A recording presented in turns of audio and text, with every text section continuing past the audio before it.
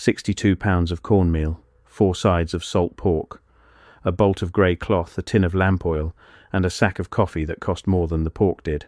That was the load the town of Marrow's Bend sent up the North Ridge in the second week of November, every year, for almost 30 years. The store ledger called it relief. But nobody in Marrow's Bend was starving, and the family on that ridge never once came down to ask for anything. However, in November of 1898, the wagons stayed in the barn, and within 2 years, a town of nearly 400 people had 31 left in it. This is the story of the Whitlow Clan. And it is really a story about what happens to a place when the thing it has been quietly paying for finally stops sending an invoice. Before we go any further, you deserve to know how thin the record is. There is no state investigation here, no newspaper expose, no photograph of a Whitlow standing in a doorway with a rifle. What survives is a store ledger, 41 pages of it, currently held in a private collection in Springfield. A bank examiner's letter from 1899, a pair of quitclaim deeds filed in a county whose courthouse burned the same year, and the recollections of people who were children when it ended, taken down decades later by a folklorist who was frankly more interested in the ballads. That is it. That is the whole file. So when somebody tells you the frontier was a story of rugged self-reliance, of families who owed nobody anything, keep the size of that file in mind. The record is not the past. The record is whatever somebody bothered to write down and somebody else failed to burn. Let's start with the town, because the town is the part everyone gets wrong. Marrow's Bend sat in a crook of a creek in the Ozark Hills, in the sort of country where the ridges run in long parallel walls, and the hollows between them stay dark until nearly 10 in the morning.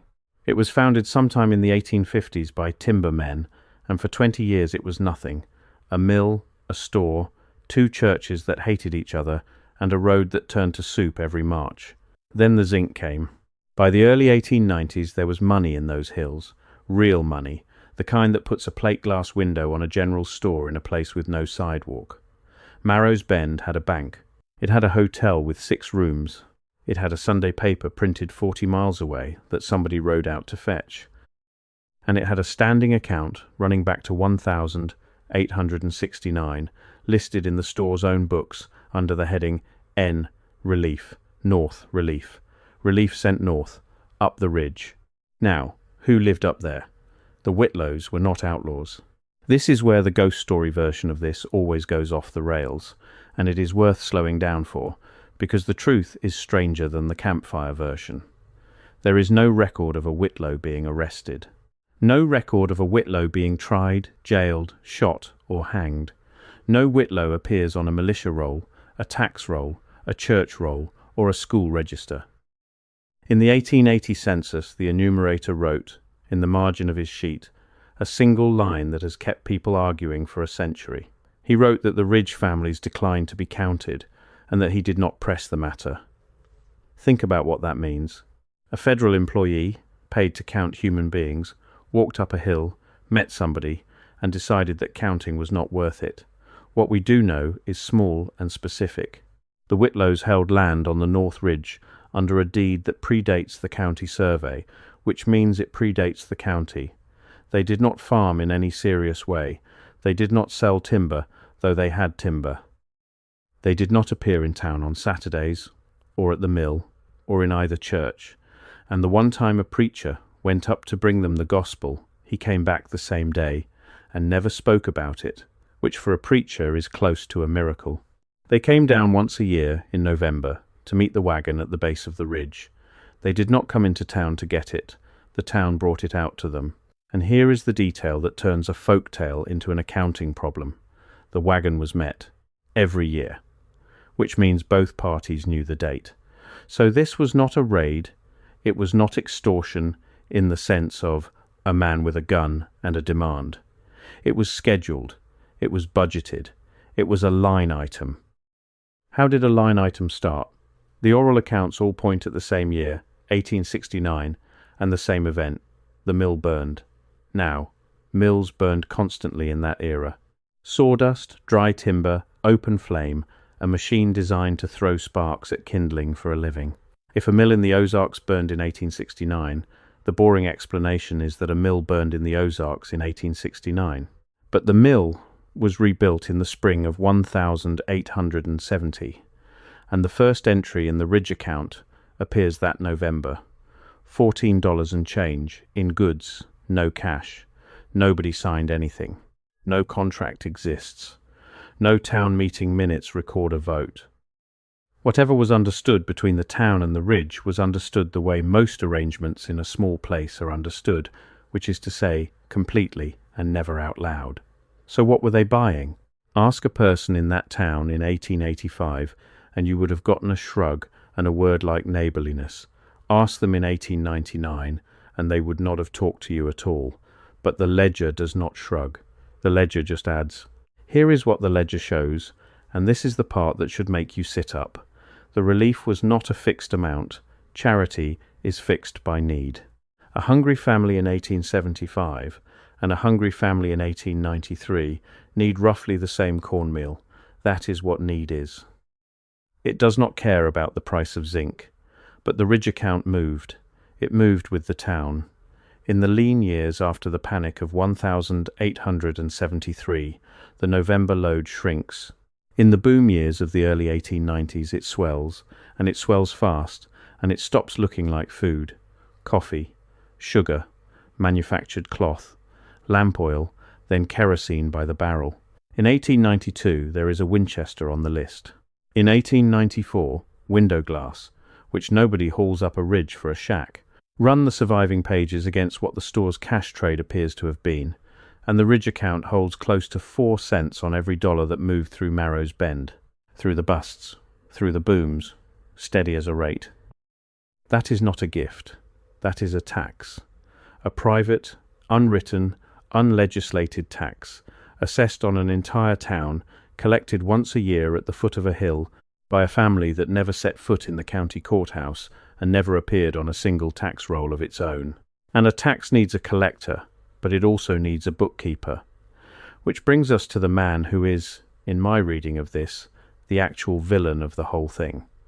His name was Emmett Doss, and he ran the bank.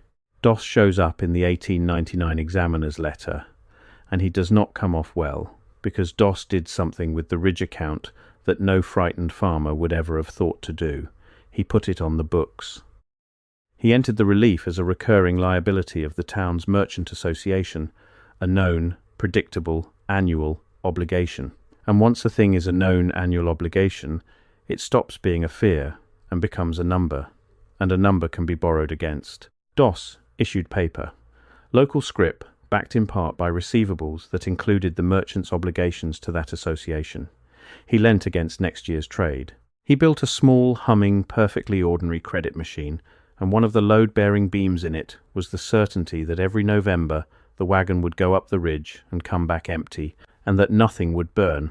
Read that again, because it is the whole story. The town's stability was the collateral, and the source of that stability was the arrangement. Doss had not just accepted the tribute, he had capitalized it. You want to know why nobody in Marrow's Bend ever tried to end this? Look at who would have gone broke if they had. By 1896 the price is climbing again, and in 1897 something changes in kind, not just in size. That November the wagon carried paper. 2 quitclaim deeds were filed in the county in the spring of 1898. Small parcels, both on the lower slope of the North Ridge, both signed over by Marrow's Bend men to a grantee recorded only as the Whitlow heirs. No money changed hands. The consideration listed on both is $1 and other valuable consideration, which is the phrase lawyers use when they would rather not say. The family had stopped taking goods. They had started taking the town. And that is where Emmett Doss finally moved. And it is worth being precise about why. Because it was not courage. Land is collateral. Land is the only real asset a bank in a place like that has. Every acre that went up the ridge came off Doss's balance sheet. The cornmeal he could carry forever. The deeds were killing him. So in the fall of 1898, Doss petitioned the county to have the North Ridge surveyed and assessed for taxation, not raided. Not investigated, surveyed. He went after them with the single weapon he actually understood, which was paperwork, and the November wagon did not go up. The survey party rode out on the 9th of December, 4 men, a deputy among them. They came back the same evening, which nobody expected, and what they reported was so anticlimactic that the story almost died right there. There was nobody on the ridge. Cabins, yes, 6 of them, in good repair, roofs sound, cold hearths, beds made.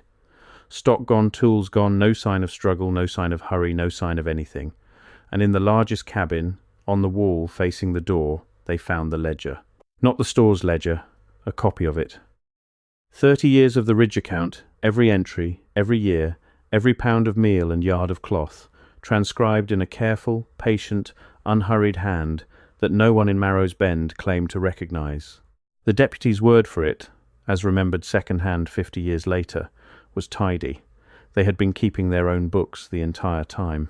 Sit with that for a moment, because it reframes everything you just heard.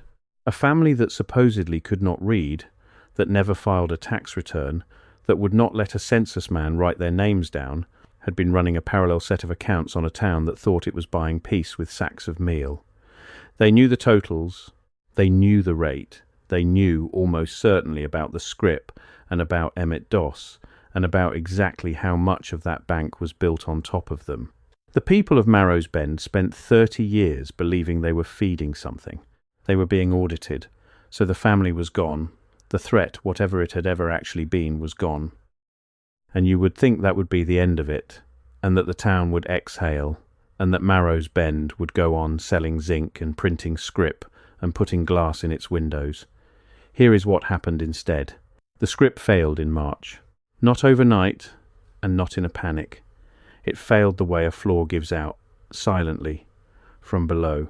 Because the moment the arrangement ended, the receivables behind Doss's paper were revealed for what they had always been, which was an obligation to nobody, secured by nothing, valued entirely on the strength of a habit.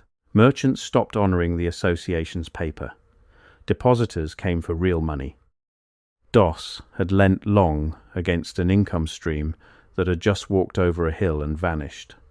The bank closed in April of 1899.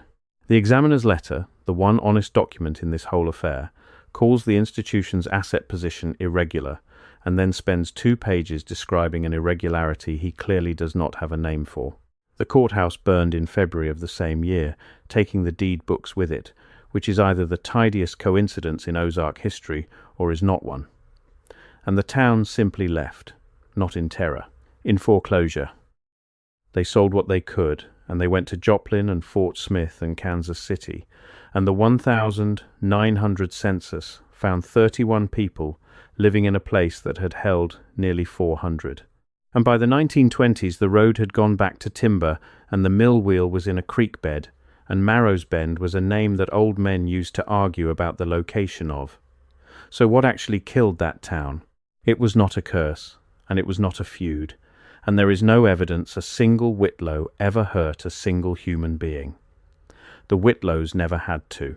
They understood something about how a settlement works that took economists another 60 years to write down properly. You do not need to rule a place. You need to be on its balance sheet. Once you are a line item, you are load-bearing. You are budgeted for, borrowed against, planned around, and defended by the very people paying you, because their solvency now depends on your continued existence. The tribute stops being a wound and becomes an organ, and the day you remove it, the body does not celebrate. The body goes into shock. That is not folklore, that is finance. And the reason it reads like folklore is that the paperwork burned, and what survives is the ballad. Which raises the question I actually want to leave you with, and it is not about ghosts. Go and look at your own county.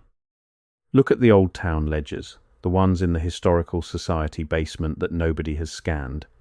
Look for a line item that nobody can explain, an annual expense with a vague heading and no invoice behind it. Relief, maintenance, accommodation, a payment that goes out on schedule to somebody, for a reason that everyone once knew and nobody ever wrote down. They are more common than you would think, and they are almost never charity. If this is the kind of history you want more of, the kind where the receipts contradict the textbook. Subscribe. Next week, I am taking apart the company script system that ran an entire region on paper that no bank in the country would touch, and how it vanished from the official record almost overnight. The ledger is on screen now. Go read it yourself.